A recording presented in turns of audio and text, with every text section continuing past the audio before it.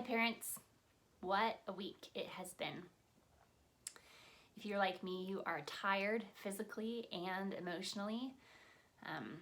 You've been up in the night worrying, maybe praying a lot, and if not personally worried for your own family safety, definitely worried for the safety of others. It's been exhausting, hasn't it? I just wanted to let you know that in light of everything, there will not be a kids video this week. We as a staff have been spending a lot of time just checking in with our church family to make sure people are safe, just to better taking time to understand the needs and the potential needs of our community, and just to gather information on how best to share resources in these coming months and maybe even years. So instead of recording a kids video, I just wanted to chat with you all for a little bit and share maybe some ways that you can be shepherding your children through this time. It is taxing on them, and I know that it is quite heavy to think of processing all that we are having to as adults, and also having to come alongside our kids as they process it as well. Little ones might not be old enough to understand what's happening, but they still can feel our emotions, and they still get a sense that something isn't right. And so I would encourage you, even with our little ones, to just take some time, and maybe when you're tempted to get online and figure out the latest of something, maybe take a moment instead to give your children or your child some undivided attention. They need that, and they need consistency right now. And it's not really just our little ones who need that, our older ones need that as well. I'm having to remind myself of that. I have to resist the temptation sometimes, and sometimes I have failed to really give my kids attention when I would like to know really what is going on, because it seems to be changing so rapidly right now. But as for kids that are old enough to understand right now, I wanted to just share some thoughts on how to meet them during this time. First and foremost, I think it's important for us to teach our kids how to go to God's Word to receive comfort. And so obviously the Psalms are always a really wonderful way.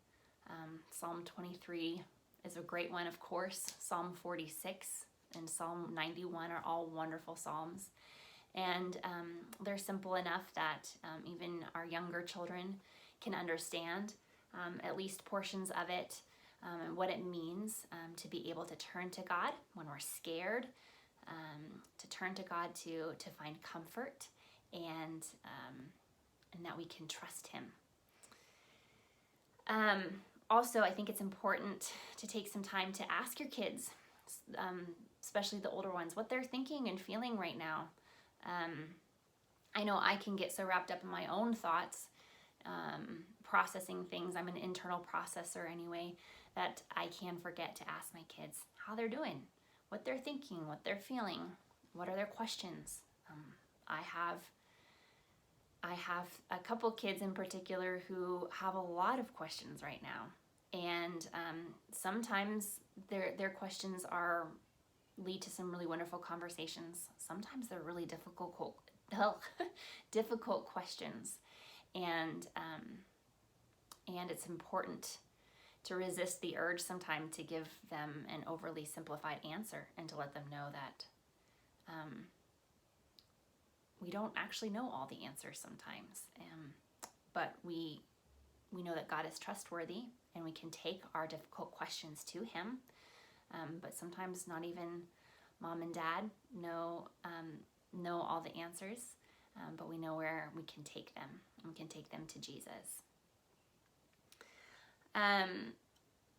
I would also say this is a really wonderful opportunity to talk to your kids about the hope that we have in Jesus' return and the new creation, that one day we will no longer have to deal with sadness, destruction, sickness, that we have something wonderful to look forward to.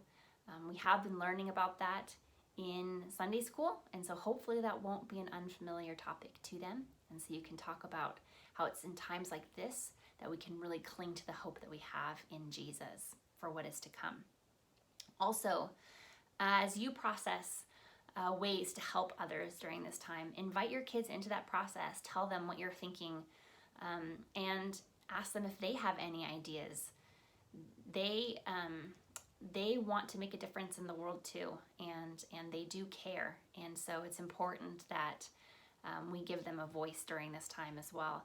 And maybe they don't have any ideas, but they can certainly hear your ideas and hear what it's like to wrestle with what is happening in a community and to have a heart for the community. And so as we bring them into that process, we give them a glimpse of what it looks like to care for a community.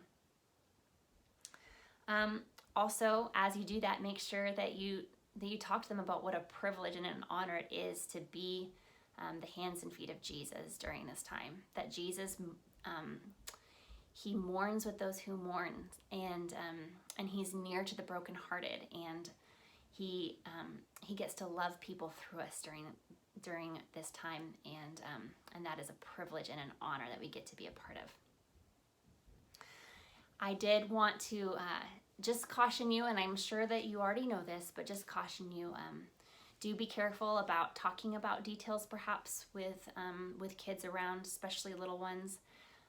I think I've realized in the past the hard way that kids hear more than we think they hear, and while it's just important for us to be aware of what is age appropriate. And I have kids who are older, one in particular who struggles with and just is sensitive to tragic information, and so I have to be careful about what I am saying in their presence. So I know there's a lot of conversations going on right now. So just be aware of who's present, and if your kids do overhear something, make sure to process it with them afterwards. That's really all I have to share. I wanted to read a verse with you all before I close. It comes from the book of Isaiah. I was reading it actually. I read this the morning before the morning of the fires. So, and it hit home then, and boy did it hit home that evening.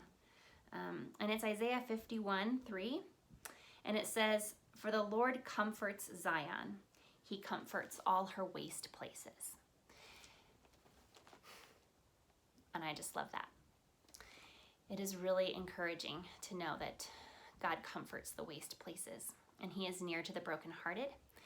And I just wanted to say that if your children are asking questions, if they have thoughts and you're willing to share them with me, I would love to know. It helps me to better understand how to meet them and to meet you as well. Know that I am praying for you all as you are shepherding your kids during this time, and reach out if you have any questions at all. All right. Much love to all of you.